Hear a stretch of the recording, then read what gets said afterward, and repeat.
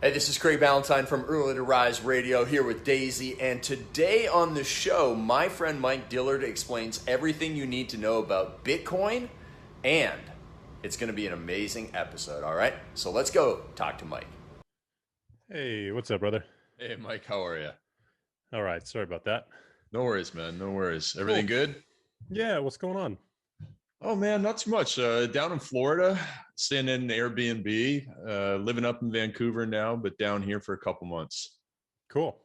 Yeah, everything good in Austin? Yeah. 1 sec. I'm going to adjust the lighting real fast. Hold on. Yeah, no worries.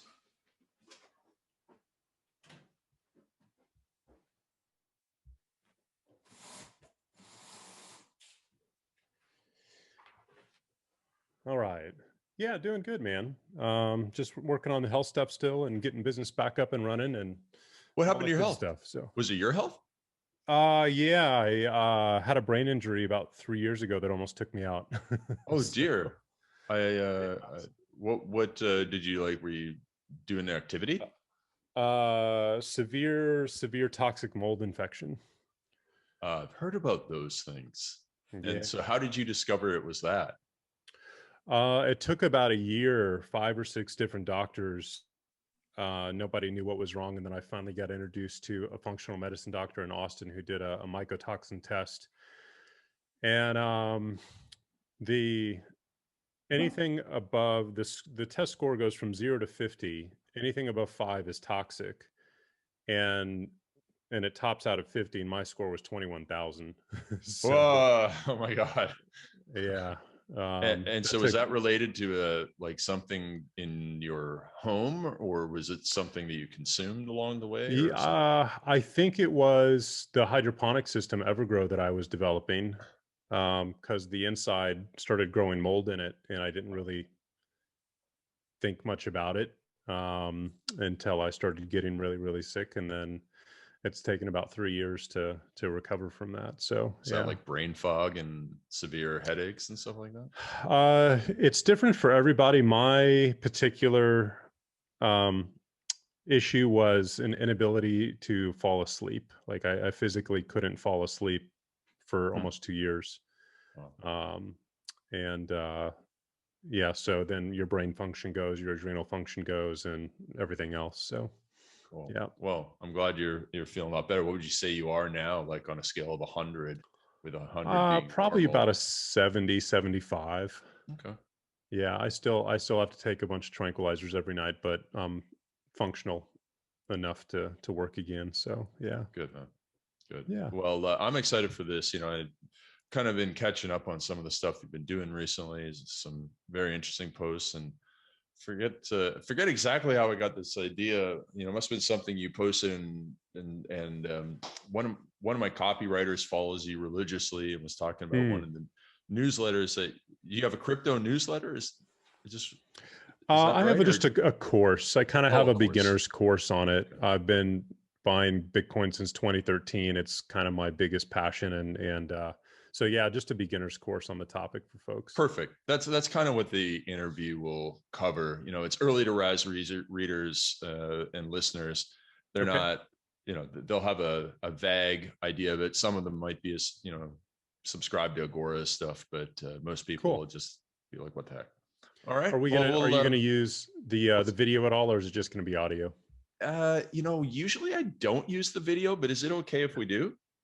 Yeah, if you are, I'm just going to switch to the good camera. That's what I was asking, but yeah, cool. Let me do that real quick.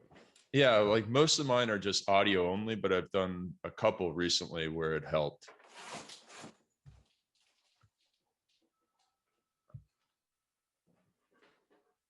I'll throw it up on my YouTube. One, because I'm kind of behind schedule on new YouTube videos, and two, I think it'll actually just it'll get you a lot more views too. Yeah, cool. All right, so brother, how's that? That's looking perfect. Yeah, that looks really great. Cool. Awesome. All right, so I'll do a quick little intro and outro on my own, and then we can just jump into it. Let's do it. All right. Mike, welcome to the show. This is going to be a lot of fun. Yeah, thanks for having me, Craig. Glad to be here. And you know what? I think the last time we actually talked in person was at a Yannick Silver mastermind almost 15 years ago. And the reason why I remember it is because we were at a little restaurant and we had profiteroles, which was the first time in my life I had ever had them. And the last time, because they're like crack cocaine. And I was like, I really shouldn't ever have these again. I think that was the last time we actually had a conversation. Yeah. Man, that I can't believe it's been that long. It's crazy. And now back then you were doing a lot of online marketing and you were really into Baja racing way back then. Did you keep that going for a long time? I did. I after we did that with Yannick, I went and raced the Baja 1000. Was the first car race I ever did, which is kind of crazy to think about.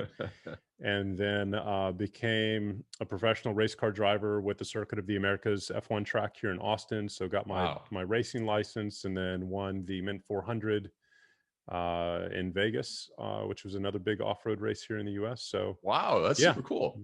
Yeah. Well, what business-wise, what have you been up to since then? I know I believe you had something around financial stuff, and then you have the self-made man and all the cool stuff in your podcast. What else? What specifically have you done? And then what is your focus these days? Yeah, it's been a lot. Over that long of a time period, I started in internet marketing. I did have a financial education company from 2010 to 2014 that did really well. That's how I met a lot of the Agora family and Mark Ford and Porter and Tom Dyson and all of that crew. And then I got into, I started Self-Made Man and got really into personal development for men, did that for a few years, and then had a health crisis 3 years ago that really kind of took me away from work for almost 3 years, and have just really recovered, I'd say, over the last 6 to 9 months from that. And we recently launched a new business just 2 weeks ago, which is back on investing in finance, but really around the psychology of money and how people's internal subconscious programming and their neurochemistry actually affects all of their decisions when it comes to money and every other aspect in life, but specifically we're focusing on money.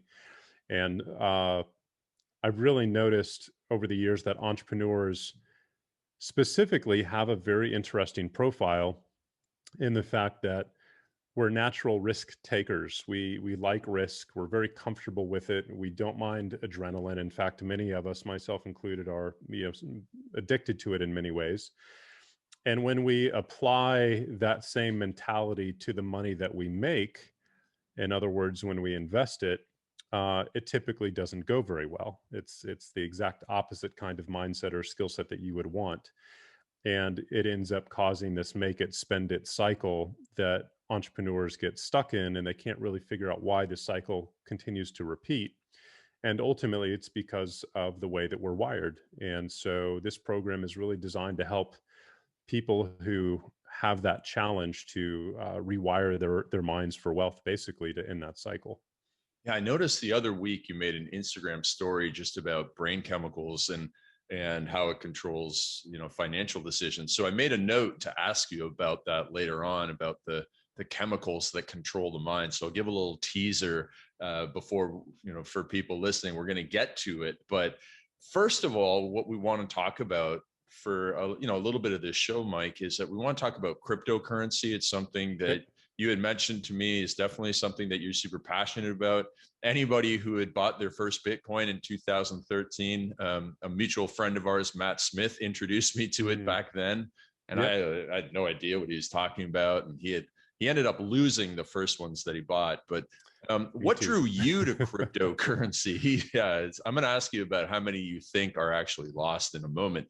But what drew you to cryptocurrency, and how did you get started on your first investment with that? It was the market crash of 2008. It was watching that take place, watching my friends and family lose half of their money in stocks. It was seeing Ben Bernanke and the helicopter money being dropped and the currency being debased. It was taking a huge interest in gold and silver at the time and precious metals. And if you were paying attention to the financial industry in any real way during that time period, you came across Bitcoin, or Bitcoin came across your desk in some form or fashion. And, I remember being in New York at the same time Occupy Wall Street was going on, and seeing signs for Bitcoin there and things about it. And I remember going online and looking and trying to figure out how to buy it. And this was probably in like 2011, really early days. And it was just too squirrely, right? Like, in order to buy Bitcoin back then, you had to wire or send somebody money or I meet them in wired my person. money to somebody in Japan, and I was like, what am I doing? Yeah, and so I remember being like, it's a little too weird for me, but it stuck in my head. And then in 2013, Mt. Gox was around, and so here's an actual exchange you can wire money into and buy Bitcoin directly from. So I wired $30,000 into Mt. Gox in, I think, February of 2013. I bought 400 Bitcoin at an average price of about $75. And then the next year in 2014, that Bitcoin got stolen when Mt. Gox got hacked. And so that today is going to end up costing me, probably $100 million plus by the time this current bull market is over. So I forgot about it until about early 2017. I started buying back in when it was $1,000. Really started to see the industry taking shape. I started buying Ethereum when it was $7 in 2017, and Coinbase is around now at this point in time. And then I really just got the bug, and I saw what it really was and how it was going to change the world. And frankly, went all in on crypto starting that year, and it is now still 90+% of my net worth. But I've done obviously very, very well with it, and it has also come with a ton of volatility and a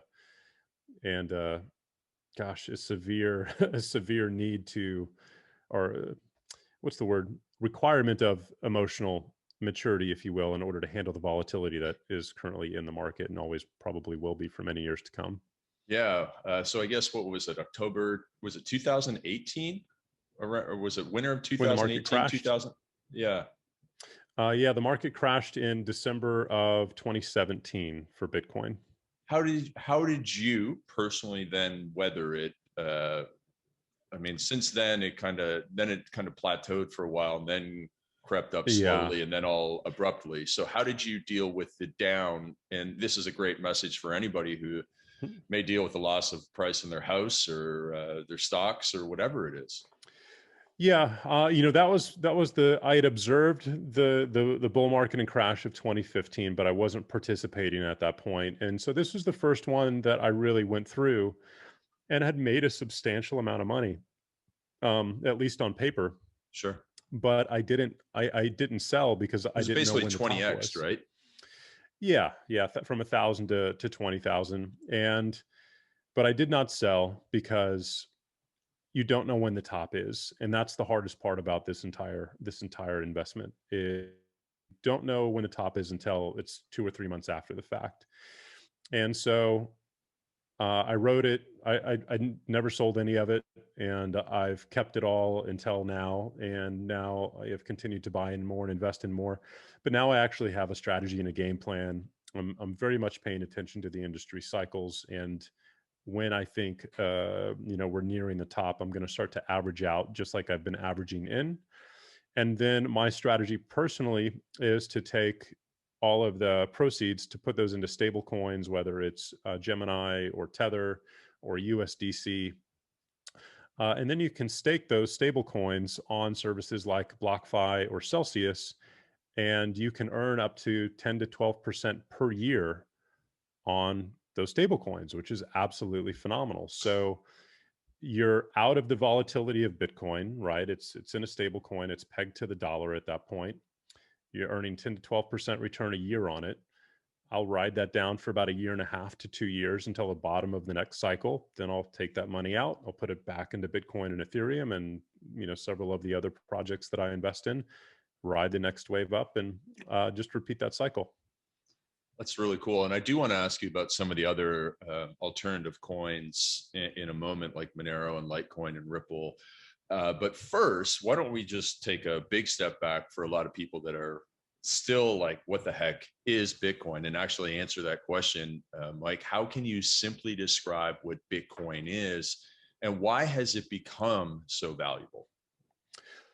Bitcoin is the first form of honest money that has ever been created in the entire history of humankind. And I know that that's a really big statement to make, but that's actually the case. And so, if we look back throughout history, any and every form of money that has ever been created has been created by a king or a government of some kind. And they make the rules about the money. They make the rules about how much is in circulation, what it's valued, how it's valued. And the problem with every single man-made form of money, which we'll just refer to as a fiat currency, is that the rules can be changed at any time by the creators, just like they're doing now, printing trillions of dollars in stimulus money over the past year. And that lack of control for an individual has massive impacts on all of us, on all of our purchasing power, on the inflation rate, on the price of products and services and gasoline and everything else. It really makes a huge impact on society and individuals. The next best form of money that we've had for the longest period of time has been gold. But gold is basically an infinite abundance as well. Yes, it requires some cost to pull out of the ground, but at the end of the day, nobody knows what the total supply of gold on the planet of Earth is. And two, as the price of gold starts to rise, well, that incentivizes the miners to go dig more of it up out of the ground, which increases supply, which then reduces the price. And so from an investment, perspective, it's okay, but it's not awesome. Now, Bitcoin, on the other hand, is the first form of money that, again, has ever been created that is independent of any government or state and that has a known finite supply. And so if you take this decentralized form of money that is under the control of no single individual, company, or nation state, and you make it completely transparent in the form that everybody can see the code, review the code, and see how it works, and then you give it a total finite supply that can never be changed or exceeded, and you give it all of the qualities that are needed for money, and the fact that it's infinitely, well, not infinitely, but highly divisible. It's completely private. It's completely secure. There's no form of money that you can put $1 billion in your pocket on a keychain or on your laptop or even in your brain just by memorizing a seed phrase and transport that across government borders or nation state borders without any security issues, without it being seized, right? So there are so many amazing qualities that Bitcoin has that make it a superior form of money than anything else that currently exists. And the world is finally waking up to that fact, and they're waking up to it very, very quickly because of the abuse that we have seen over the last year, specifically from around the world, the United States and countries in Europe and everything else that they're doing to debase our existing financial system. And so that is what Bitcoin is to me, and it's what it's becoming for many, many other people, is the first fair, open, and free form of money that's ever existed. So how are people able to use it today, and how will people be able to use it in 12 months from now and 5 years from now? Well, Bitcoin specifically was intended originally to become a digital version of cash, right? But it kind of pivoted as people got to understand it better and how it works. They discovered that, hey, Bitcoin is not efficient enough to serve as a digital form of cash. It doesn't have the transaction volume that would be required for a society to use it like we would with a credit card or anything like that. But what it is it just happens to be the most secure computing network on the planet. So all of the computers and miners that are securing the Bitcoin network and the amount of computing power that's dedicated to doing that on a daily basis makes the Bitcoin network the single most secure computer network on the planet.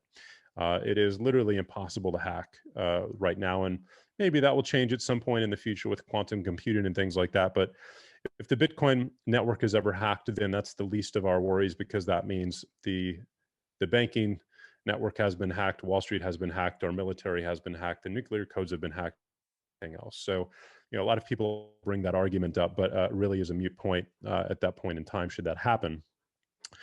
But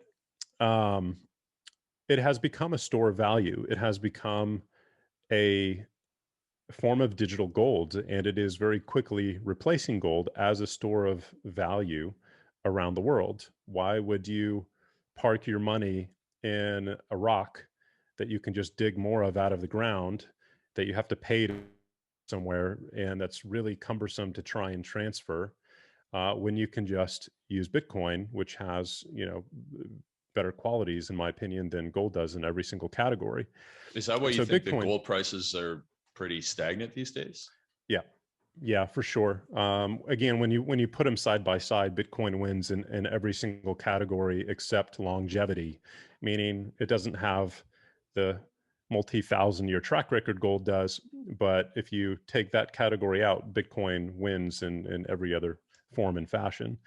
So Bitcoin's role, in my opinion, is going to become digital gold. It's going to become a reserve currency for nations and for companies. In the next 10 years, it's going to hit $1 million or more per Bitcoin. And I don't think many people are going to sell it at that point. I think Bitcoin is going to be something that you hold like you would if you owned the Empire State Building in New York. You would then take a loan out against it if you ever wanted to, because you would never want to sell an asset that is that valuable and that rare. Or you can stake it again on a service like BlockFi or Celsius, and right now you can earn, I believe, 6.4% per year on your Bitcoin. Right. So why would you ever sell an asset like that when it's producing cash flow, it's appreciating in value, it's incredibly and increasingly rare, and you can still generate cash flow from it? So, the protocol says there were 21 million that could be created. That will be, yes. Yeah. And so where are they now? At 17 million or something? And how many do you think have been lost for good? I think we're over 18 million, 18.5 million have been mined so far. The last Bitcoin will be mined in the year 2140. Okay. And I approximate, have lost about 25% of the supply that has already been mined. So theoretically, there's 18 plus million in circulation right now. I really think there's more like 12 or 13 million in circulation. And, a lot of these hundreds of thousands of Bitcoin, when they were being mined for a penny or less, have just been lost on hard drives, right? Or computers. That's what Matt did. Matt can't, lost a computer hard drive or password or something. And all kinds of stories like that. And those can never be retrieved. They're gone forever. So I think the total Bitcoin supply is going to end up being somewhere around 14, 15 million Bitcoin. And again, every single day, somebody's going to lose their Bitcoin somehow. And that number is just going to continue to drop. What do you think the skeptics are missing about Bitcoin when they say, the government will ban it or make it too hard to use, or that it's like a tulip bulb mania sort of thing? What are people missing? I think they're missing a fundamental understanding of Bitcoin. When I hear those arguments from people, that tells me that they have not spent a single hour studying Bitcoin. Because if you have, you would understand why Bitcoin has value. To have, again, a currency or a form of money that is completely private and secure, and that, again, you can send $1 billion transaction for less than $1 on the blockchain without having to get a bank's permission, without having to get approval, of any kind, or have to give your ID and, all of that stuff. You just get rid of it. It has an unbelievable amount of value. So Tulip Mania, that happens once. People get fooled and they never do it again. Bitcoin is not a Tulip Mania because it continues to grow and grow and grow. 11 years into the cycle now, 3 different cycles. And each time the next cycle is higher than the previous one. That's not a mania, that is the birth of a real asset and a new asset class.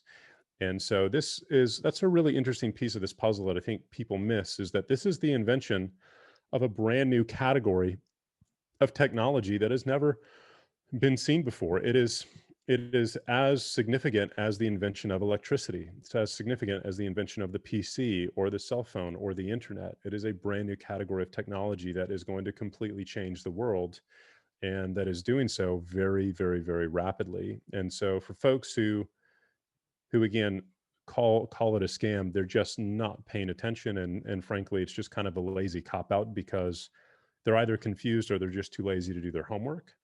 And that's okay, because it's this kind of early adoption and this kind of tech is clearly not going to be for everybody. It is going to be for folks who are okay with that kind of risk, and who have an interest in innovation and technology. So, yeah. Why do you think, people like, like Bill Gates and what does he stand to lose from if Bitcoin rises? And because he seems to be attacking it, and Janet Yellen attacking it. Obviously, the United States government has a lot to lose from it becoming, effective at what it does. Is it Yeah, because that these was people have a lot to lose that they're doing that? well, I think people like Bill Gates and Warren Buffett have an entire lifetime of experience. And with that comes a lot of confirmation bias, meaning they've observed how things have worked in their life, and they know what works and what doesn't work. And then when anything that is completely new comes out of the woodwork, they're quite easily and quick to dismiss it, because again, they don't understand it. And they have a confirmation bias of 70 years of life that says otherwise. And so I think it's ego that causes them to do that. And unfortunately, or fortunately, time is the ultimate test, right? And Bitcoin just continues to chip away at that accusation or concern the more time that goes by, and every single year that goes by, which is why you see people like Jamie Dimon calling Bitcoin a scam 3 years ago, and now JP Morgan is offering crypto services. Yeah. And so more people are again going to come to a place of understanding. And I think Bill understands Bitcoin now, and takes it more seriously. And if he is still talking negatively about it from a public standpoint, there's probably a very good chance that he's trying to reduce the price so that he can buy in, which has become a common strategy for a lot of these banks. As far as the government is concerned, that was a concern, I would say, in the last bull cycle in 2017, because that was the year when Bitcoin became legitimized and took its place on the global stage. It couldn't be ignored anymore with $20,000 of Bitcoin. But what I think happened is that governments realized you can't ban it. It is decentralized. It is global. It is borderless, and you literally cannot do anything to shut it down. You can make it more challenging by making it illegal and saying it's illegal to buy Bitcoin on an exchange or from a bank or from a service. But at that point, you just put the technology in the hands of nation states and criminal organizations. And you also miss out on the technological innovation that blockchain is going to bring to the world and to countries. And I think Silicon Valley has done a tremendous amount of service and has provided a tremendous amount of value by lobbying Washington and actually going out and trying to educate the government on the value of blockchain tech. And they're basically saying, hey, this technology now exists in the world, and we can either be a country that embraces it and that brings all of that brain power and all of that talent and all of that innovation to the United States, just like we did with Silicon Valley. And that's how we became one of the dominant superpowers in the world, was through innovation. Or we can make it illegal, in which case all of that brain power and innovation is going to go to another country that does not. And when you're faced with that choice, you're like, okay, that would be a really bad decision. So we are going to legalize it. And now we're just going to regulate it, and we're going to turn it into a commodity or an asset and manage it just like we would gold, silver, or any other asset class. And so that's the position where they're at now. And so Bitcoin and crypto is being integrated into the existing financial system. It's now been given the green light and the clearance code from the CFTC, the SEC, the Office of the Comptroller of the Currency. There are now federally approved custody institutions out there that will custody billions of dollars worth of Bitcoin for hedge funds and large financial institutions. There are now futures markets that have been legalized. Now we have the legalization for banks, your friendly neighborhood bank, to start to offer and sell and store crypto assets as well. And so it is being integrated into the financial system. And that's why this particular investment cycle is so critical, because this is the only investment cycle that will take place where the money on Wall Street comes into crypto. Once it comes in this cycle, it's in, and that opportunity is over. So if you are in crypto now, or if you've been in for a few years, congratulations, you beat Wall Street to the punch, and it's going to be an amazing ride, in my opinion, here in the next year or two specifically. But yeah, I think that's the state of the industry at the moment.